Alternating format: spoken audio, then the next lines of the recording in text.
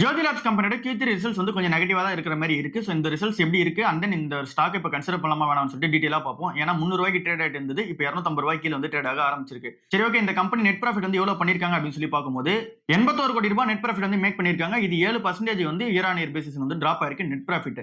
So ரூ. 81 கோடின்றது கொஞ்சம் கம்மியா தான் வந்து பண்ணிருக்காங்க. ரெவென்யூ வந்து 5% வந்து இயர் ஆன் இயர் பேசிஸ் வந்து குரோத் ஆயிருக்கு. வால்யூம் குரோத் வந்து இயர் ஆன் இயர் பேசிஸ்ல 7% மேல வந்து குரோத் ஆயிருக்கு. சோ இப்ப நம்ம வால்யூம் குரோத் தான் இங்க வந்து செக் பண்ணி பார்க்கணும். 7.2% வந்து வால்யூம் குரோத் வந்து குரோத் ஆயிருக்கு. லாஸ்ட் 9 மந்த்ஸ்ல வந்து பார்க்கும்போது 4.2% வந்து வால்யூம் குரோத் வந்து இருக்கு. சோ இது ஒரு நல்ல சைனா இருக்கு.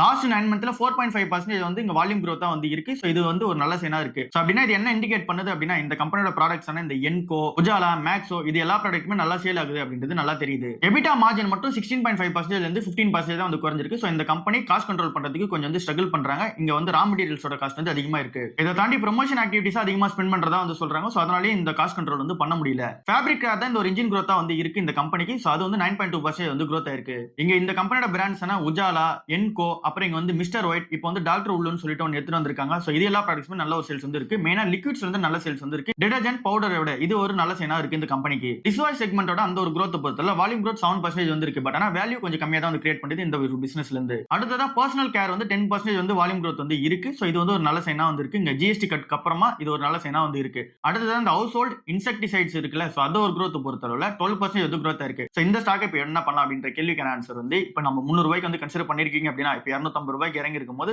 1, 2ன்ற மாதிரி ஆவரேஜ் பண்ணிக்கிறது ஒரு நல்ல டைமா தான் வந்து இருக்கு.